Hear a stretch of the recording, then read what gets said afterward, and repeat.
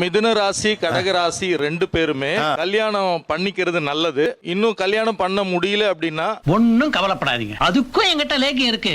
Valentine's டேவை பெருசா கொண்டாடாம இருக்கிறது நல்லது. இல்ல புரியல. வேலண்டைன்ஸ் டே வர பீரியட்ல இவங்களுக்கு நடுவுல வந்து புதன் வருவாரு. இந்த புதன் வந்து பாய் பெஸ்டி மாதிரி. இவர் ரொம்ப மாடர்ன் ஜோசியரா இருப்பாருன்னு நினைக்கிறேன். கணவன் மனைவி சண்டையில் ரொம்ப கவனமாக இருக்க வேண்டிய ராசி எது 2026ல? ஏன் சிம்மம். ஐயோ, ஏன் 7ஆம் இடத்துல ராகு இருக்கிறாரு. 7ஆம் இடத்துல ராகு எல்லாத்துலயும் மாற்றாரு சார். நான் சிரிக்காத சொன்னா எனக்கு அசிங்கமா இருக்கு. ஓகே, இந்த தடவை பிகினிலே கும்பத்தை சிம்மத்தையும் குமுறுன்னு குமுறாங்க. எந்த ராசி வெளி சாப்பாட்டை குறைச்சிக்கணும்? சிம்மம் கொஞ்சம் குறைச்சிக்கணும் சார். அவன் எவ்வளவுதான் குறைச்சுப்பான் இல்ல? அப்ப நான் மட்டும் நான் இழுச்சவாடா.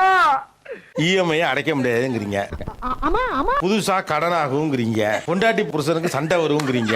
சண்டை வந்தா வெளியில போய் சாப்பிடலாம், வெளியிலையும் சாப்பிட கூடாது.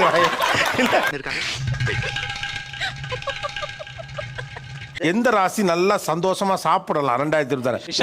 ரிஷபராசி. 100 ஆண்டு காலம் வாழ்க. இனிமேல் குலுக்கல் முறையில் தேர்ந்தெடுக்கப்படும் ராசியான ஆளு பிரவீன் தான். என்னைய வச்சு டெஸ்ட் பண்ணுங்கடா. சின்ன சேனலுக்கு எதா இருந்தாலும் அது கொஞ்சம் ஆதரவு கொடுங்க. உங்க பொண்ணான கையை கொண்டு அந்த பெல்லில தட்டிடுங்க. அவங்களுக்கு சப்ஸ்கிரைபர் 5-10 ஏறுனா அவங்க மனசு சந்தோஷப்படும். அவங்க வீடியோவும் பாருங்க.